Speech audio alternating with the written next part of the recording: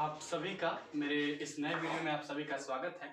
और जैसा कि हमने पिछले वीडियो में आपको बताया था कि सेंटेंस क्या होते हैं, इसका अर्थ क्या होता है, इसकी परिभाषा क्या होती है।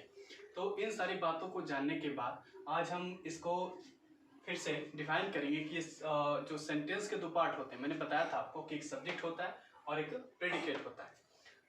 अब सब्जेक्ट किसको बोलते हैं? जिसमें जो कार्य करता है, और सब्जेक्ट उसको भी बोलते हैं जिसके बारे में हम बताते हैं। प्रेडिकेट उसको बोलते हैं जो कर्ता के बारे में जो कुछ भी बताया जाता है, और प्रेडिकेट उसको भी बोलते हैं कि कर्ता के बारे में जो कुछ भी बताया जाता है।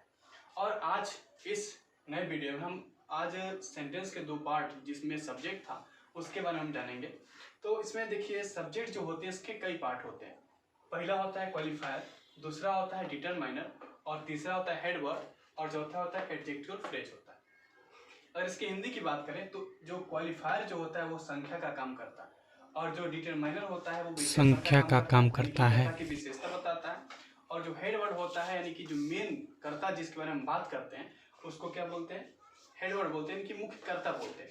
और ये जो क्वालिफायर होता है उसकी जो संख्या होती है वो सिर्फ और सिर्फ किसके बारे में बताता है? सिर्फ और सिर्फ इस कर्ता के बारे में बताता है। जो विशेषण जो होता है वो भी इस कर्ता के बारे में ही बताता है। और इसके बाद जस्ट लिखा गया एडजेक्टिव फ्रेज यानी कि कर्ता की स्थिति। तो ये जो स्थिति होगा वह भी इस कर्ता के बारे में बताएगा कि वो कर्ता कहाँ पे हो। जस्ट चलिए इसके बारे में हम देखते हैं। जैसे अगर एक शब्द रहेगा यानी कि वो क्या कहलाएगा? हेडवर्ड कहलाएगा। जैसे कि एग्जाम्पल देखिए, Ram is a good boy. ठीक, तो इसमें इसका अर्थ होगा कि राम एक अच्छा लड़का है। राम एक अच्छा लड़का है। तो हम किसके बारे में बात कर रहे हैं? राम के बारे में। यानी कि जो राम होगा सिर्फ अकेले है, इसलिए उसको क्या बोलेंगे? हेडवर्ड बोलेंगे। यानी कि इसको हम क्या बोलेंगे? हेडवर्ड की मुख्य कर्ता उसको बोलेंगे। जस्ट अब सेकंड की बात की जाए, अगर हम इसमें दो शब्द पाते हैं यानी कि कर्ता में अगर दो शब्द रहते हैं तो उसमें जो पहला होगा उसको क्वालिफायर बोलेंगे, और जो सेकंड होगा उसको हम हेडवर्ड यानी कि मुख्य कर्ता बोलेंगे। जैसे देख लीजिए, एक काऊ, एक गाय इज ग्रेजिंग, चल रही है। तो मेन कर्ता कौन है? गाय यानी कि काऊ है, और इसकी संख्या कौन बता है? ए बता रहा है। यानी कि जो ए होगा वो क्वालिफायर होगा, और जो काऊ होगी वो हेडवर्ड होगी।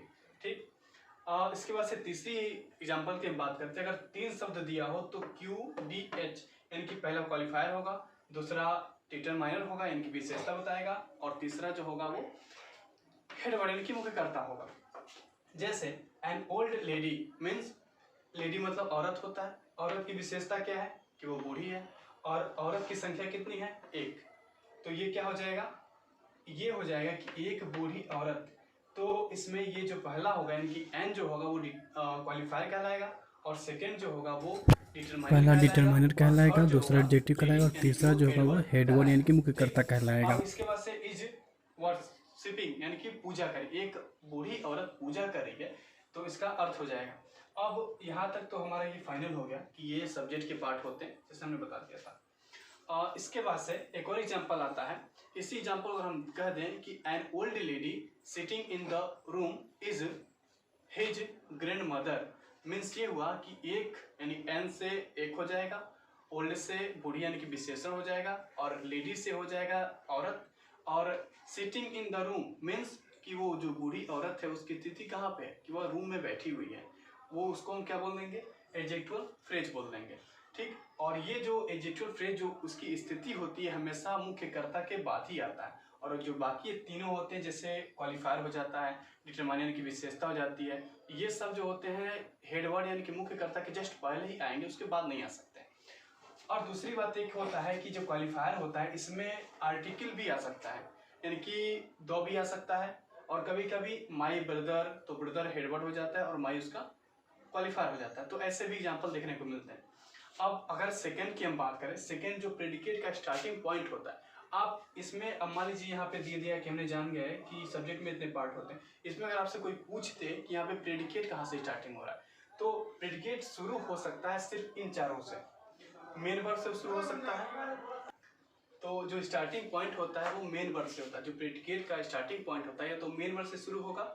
मेन जैसे गो जाना होता है, कम आना होता है, ईट मैंने खाना होता है, यानी जो मेन जो क्रिया होती है उससे या तो ये स्टार्ट हो सकता है, प्रेडिकेट स्टार्ट हो सकता है। दूसरा है लिंकिंग वर्ब, जैसे is, am, are, was, were. जब किसी नाउन को हम जोड़ते हैं, जैसे राम इज गुड बॉय, तो यहाँ पे जो इज है वो लिंकिंग वर्ब है, क्योंकि यहाँ पे हम इस गुड बॉय को राम से जोड़ रहे हैं, तो यहाँ पे ये लिंकिंग वर्ब कहलाएगा। उससे ही स्टार्टिंग पॉइंट क्या है, इज है, यानी कि वो लिंकिंग वर्ब से यहाँ से यहाँ तक जो होगा वो प्रेडिकेट होगा।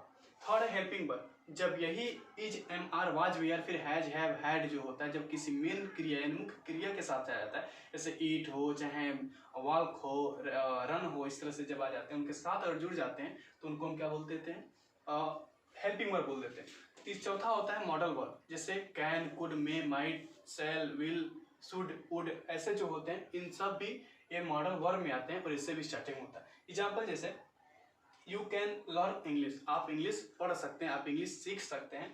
कैन से स्टार्टिंग हुआ है, यानी कि यहाँ से यहाँ तक क्या हो जाएगा, प्रेडिकेट हो जाएगा। यहाँ पे मेन वर्ड देख लीजिए, मदर, यानी कि माँ खाना पकाती हैं, हमारे लिए खाना पकाती हैं, यानी कुक से स्टार्टिंग पॉइंट है इसका प्रेडिकेट का, तो ये प्रेडिकेट हो जाता है। वैसे माँ के हाथ का खाना बड़ी अच्छा होता है। तो ये आज के लिए है, और बाकी हम कल देखेंगे इसके बारे में अन्य जो प्रकार होते हैं, जो रीऑर्डरिंग का है, जो आपका 2 मार्क्स दिलाएगा, उस पर हम पूरा एक्सरसाइज करेंगे और उस पर मैं पूरा बताऊंगा आपको। तो आज के लिए बस इतना ही, नमस्कार।